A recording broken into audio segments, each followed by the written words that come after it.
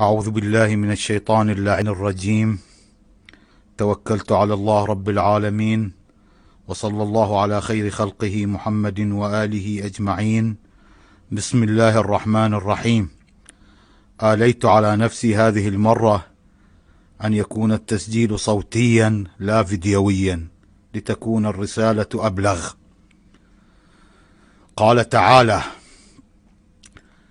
أم نجعل الذين آمنوا وعملوا الصالحات كالمفسدين في الأرض أم نجعل المتقين كالفجار.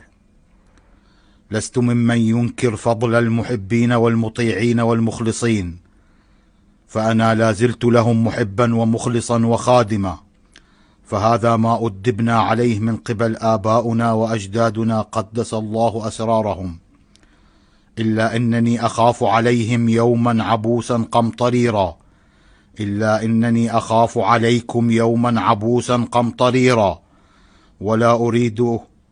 وأريد أن يقيهم ربهم شر ذلك اليوم ويلقيهم نضرة وسرورا، ولا أريد إلا أن أبرئ نفسي وأبرئ المخلصين من أفعال الشواذ والمفسدين وذوي العقائد المنحرفة ممن يدعون لنا آل الصدر أو يدعون بأنني الإمام المهدي، وأن ذلك زورا من القول باطلا وخطيرا.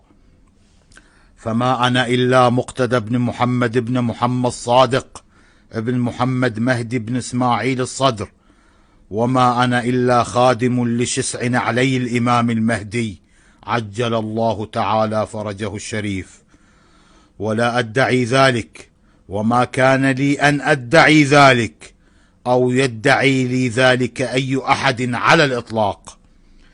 ولم أدعي لنفسي قدسية أو اجتهادا أو زعامة، فما أنا إلا آمر بالمعروف ناه عن المنكر.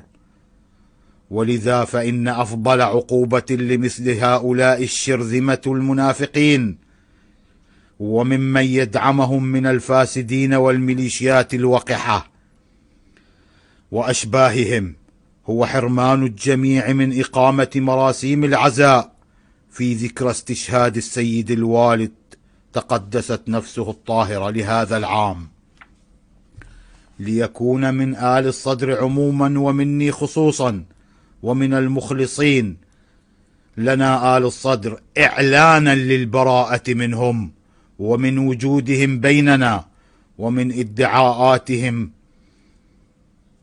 حبنا آل الصدر.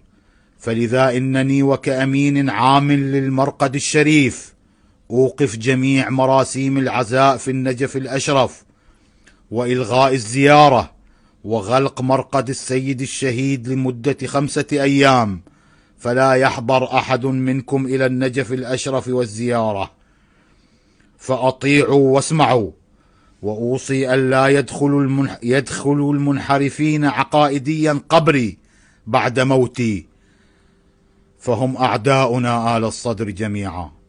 فيا سيدي ووالدي، منك ومن الله العذر، فإن قولهم عظيم في السوء فتكون العقوبة، فلا تكون إلا العقوبة إلا أعظم وأشد، وما أعظم من أن يحرم الجميع من زيارتك يوم استشهادك.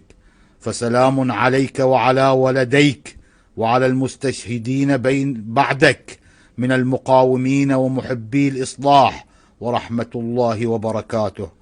فالحمد لله الذي هداني لهذه العقوبة لتخليص المؤمنين من الوباء العقائدي المنتشر، ليبقوا معي وأبقى معهم على الطاعة والإيمان.